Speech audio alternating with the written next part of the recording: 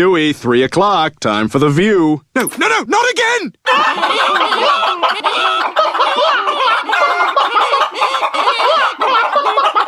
Let me out of here! I can't watch another second!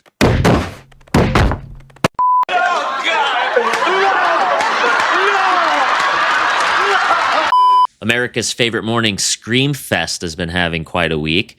After Donald Trump's reelection, The View seems to be grappling with reality like a cat chasing a laser pointer. You know, lots of noise, zero progress. So let's dive into this spiral of denial, shall we? First, Sunny Hostin, you could almost see the existential dread in her eyes as she launched into warnings about Social Security being gutted and legal rights vanishing overnight. I think the more relevant question actually is, what is wrong with America?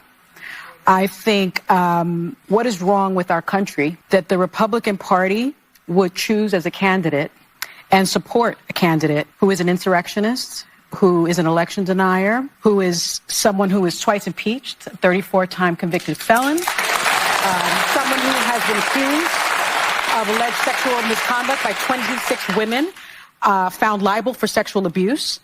What is wrong with this country that they would choose a message of divisiveness, of xenophobia, of racism, of misogyny, over a message of inclusiveness, a message for the people, by the people, of the people? That's what the problem is. Now, no one's saying she doesn't care, but if you listen closely, you could almost hear her trying to convince herself just as much as the audience. You almost felt bad for her. Almost. Then there's Joy Behar, the forever optimist in her own unique way, had a message for the viewers, and it was essentially to keep fighting, even if half the country just told you loud and clear that they're not on board. Executive branch, the House is on the verge of going to him.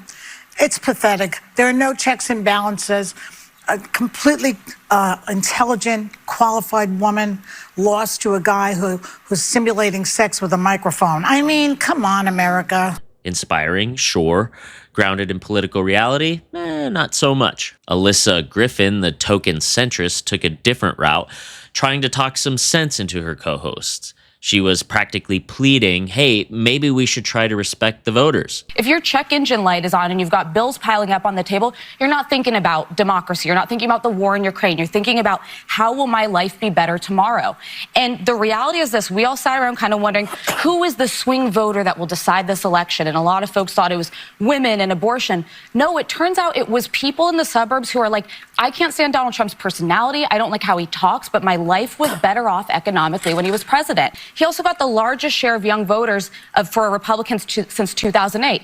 That was the height of the financial crisis. Young voters, maybe they care about Gaza, maybe they care about student loans, but to be honest, 2/3 of this country doesn't even get to go to college. They were thinking, am I going to have a job? Am I going to be able to afford the life that I want? And finally, suburban women, sure, they definitely care about abortion. They also care that they're paying to send their kids to college and their graduations are being canceled because there's protests everywhere and because people are out in the streets demonstrating over a war somewhere else rather than just being able to educate their kids. Word on the street, or, you know, the New York Post, is that ABC brass is in panic mode. Apparently, the geniuses upstairs have realized that alienating half the country might not be the best long-term strategy for ratings.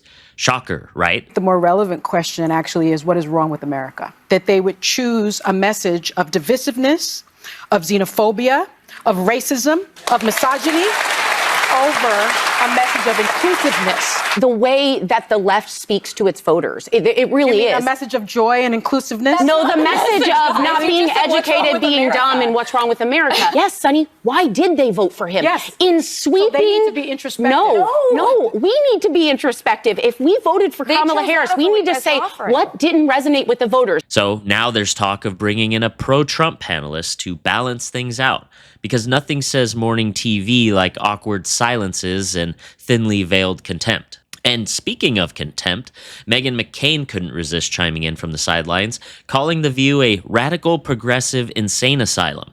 And you gotta hand it to her, the woman knows how to drop a soundbite. But she's also not wrong. Her departure left the show with a serious blind spot on why Trump resonates with so many people. But hey, why bother understanding when you can just call everyone a racist, right? All of this chaos boils down to one question.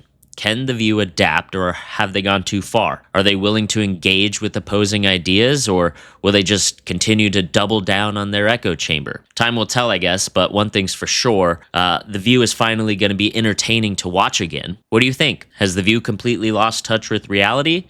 Or is this just what happens when a show becomes so extreme that it can't understand the other side? Are we just watching the inevitable meltdown of a panel of has-beens who refuse to evolve? You tell me. Let me know in the comments. And remember, stay alert, stay informed, and as always, question everything. We'll see you on the next one.